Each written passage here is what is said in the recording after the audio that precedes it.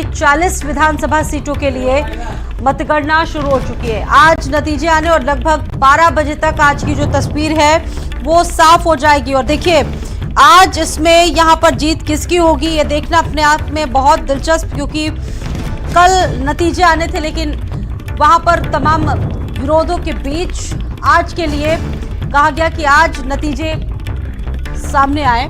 तो 7 नवंबर को 40 विधानसभा सीटों के लिए मतदान हुआ था और आज मतगणना का दिन है और लगभग 12 बजे तक जो तस्वीर है आज की वो क्लियर हो जाएगी। एमएनएफ और जेपीएम के बीच मुख्य मुकाबला जारी रहेगा। 40 सीटों पर वोटिंग शुरू हुई, मतगणना का दौर शुरू हो चुका है। और देखिए अगर बात की जाए राजनीतिक दलों की स्थिति की तो कांग्रेस और बीजेपी लगातार वहां पर संघर्ष करती दिख रही है। क्षेत्रीय दलों की काफी महत्वपूर्ण भूमिका वहां पर रही है। अगर इस राज्य की बात करें तो क्षेत्रीय दलों की भूमिका बहुत महत्वपूर्ण रही है और रुझान भी अब से कुछ ही देर बाद सामने आएंगे। पूर्वोत्तर राज्य मिजोरम में 1984 से कभी कांग्रेस तो कभी मिजो नेशनल फ्रंट की सरकारें रही हैं और इस बार ये देखना रोचक रहेगा कि एमएनएफ के जोरमथांगा अपनी सरकार को बचा पाते हैं या फिर नहीं बचा पाते हैं। 2023 के लिए मतगणना का दौर शुरू हो चुका। आप देखिए तस्वीरों में किस तरीके से सुरक्षा व्यवस्था के पुख्ता इंतजाम किए गए हैं। चप्पे चप्पे पर जो सुरक्षा है वो पुख्ता दिख रही है।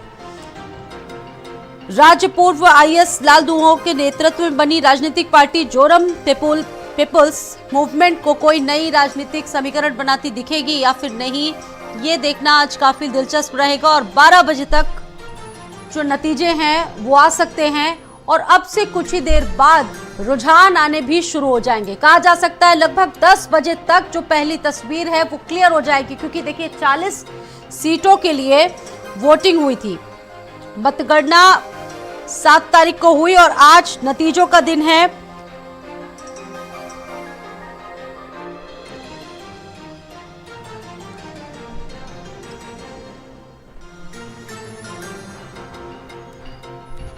जेडपीएम की तरफ से सीएम पद के उम्मीदवार लालदुओमा ने कहा है कि उन्हें विश्वास है कि उनकी पार्टी इस बार राज्य में अपनी सरकार बनाएगी। 2018 की अगर बात कर ली जाए तो तब के नतीजों में एमएनएफ ने 2018 में सीटें काबिज की थी।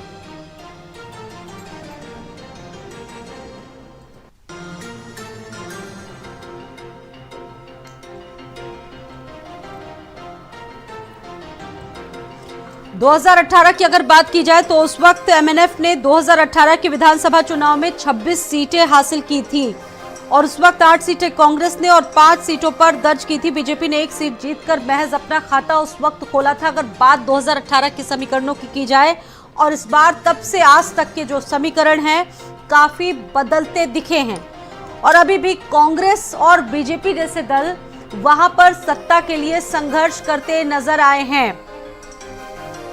वहीं जोरमथांगा ने कहा है कि अगर सत्ता में वापस आए तो संसाधन जुटाने पर पूरी प्रायोरिटी होगी, पूरी तरीके से फोकस रहेगा।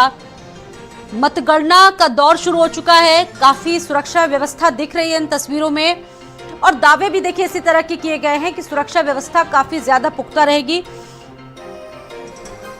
बात की जाए अगर चुनावी वादों की तो चुनावी वादे भी काफी ज्यादा रहे और साफ तौर पर कहा गया जोरमथांगा की तरफ से कि अगर उनकी पार्टी दोबारा सत्ता में वापसी करती है तो वो राज्य की वित्तीय स्थिति को सुधारने के लिए संसाधन जुटाने में प्राथमिकता देंगे और 21 के जादुई आंकड़े को पार करके सरकार बनाने में वो पूरी तरह से सक्षम रहेंगे।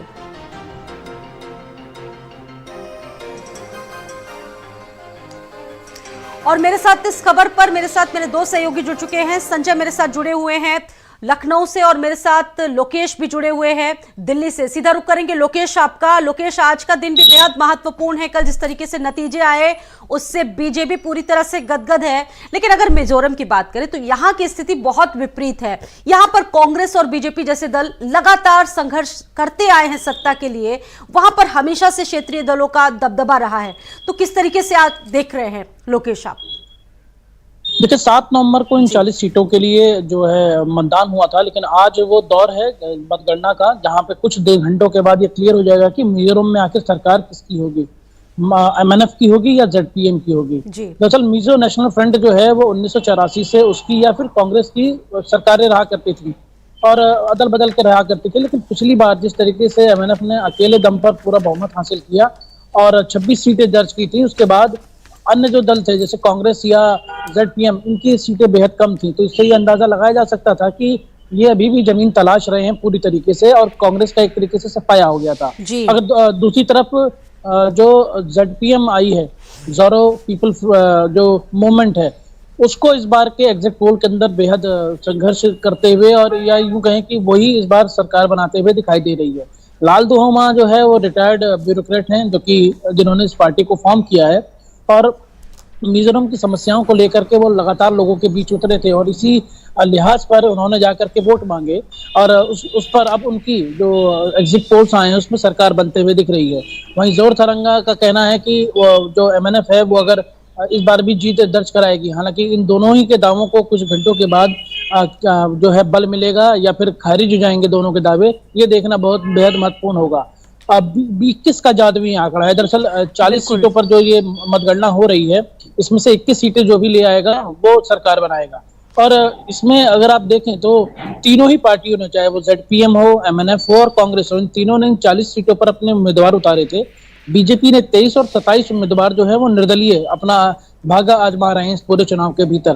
तो मतगणना शुरू हो चुकी है और जो आइजोल की राजधानी है, जो मिजोरम की राजधानी है आइजोल, वहाँ के डिप्टी कमिश्नर के दफ्तर में इसके लेकर के तैयारियां पूरी हो चुकी हैं।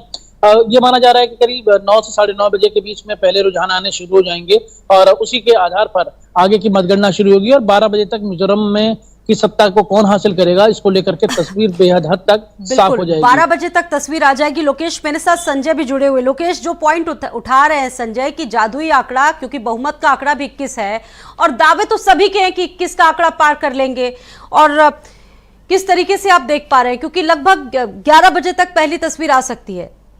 संजय। बिल्कुल, क्योंकि मतगणना है आज, कल होनी थी, लेकिन स्थानीय मुद्दों की वजह से आज मतगणना का जो कार्यक्रम है वो रखा गया है। तो मतगणना लगभग ये माना जा रहा है कि जो बैलेट पेपर की मतगणना है वो शुरुआत हो चुकी है, लेकिन जिस तरीके से रुझान है, जिस तरीके से जो ये कहा जा सकता है कि जो आंकड़े आए थे उनमें स्थानीय पार्टी बढ़ती हुई नजर आ रही है। हालांकि कांग्रेस और पूरी तरीके से वहाँ पर मजबूती से चुनाव लड़ रही थी और पूरे वहाँ की स्थानीय मुद्दों पर अपना फोकस रखा हुआ था, लेकिन जिस तरीके के परिणाम आते हुए दिखेंगे या जो आने वाले परिणाम है वो स्थानीय जो रीजनल पार्टी है उनका दबदबा दिखता हुआ कहीं ना कहीं प्रतीत हो रहा है। माना जा रहा है कि 40 सीटों वाला ये छोटा सा राज्य जो मिजोरम है, वहां पर जो निर्दलीय प्रत्याशी हैं वो भी अपनी दमखम पूरी तरीके से लगा के रखा हुआ है। देखना दिलचस्प होगा कि आखिरकार जादुई आंकड़ा, क्योंकि 40 सीटें हैं तो 21 सीट जिसके पास होगी वो सरकार बनाएगा। देखना ये दिलचस्प होगा कि आखिरकार ये 21 का जो जादुई आंकड़ा है वो किसके खेमे पर जाता है, क्योंकि दमखम सभी दलों ने लगाया, स्थानीय पार्टियों ने भी लगाया, लेकिन जिस तरीके से जेपीएम का बढ़ता हुआ जनाधार दिख रहा है तो कहीं ना कहीं सरकार किसकी बनेगी वो 12 बजे तक क्लियर हो जाएगा। जी, आगे भी जुड़े रहेंगे। तो लाल दुहोमा का अपने दम पर सरकार बनाने का दावा है और सभी दल पूरी तरीके से इसको लेकर आश्वस्त हैं और लगभग 12 बजे नतीजे जब आएंगे तब पता चल पाएगा कि किसको जनता ने सबसे ज्यादा यहां पर पसंद किया है।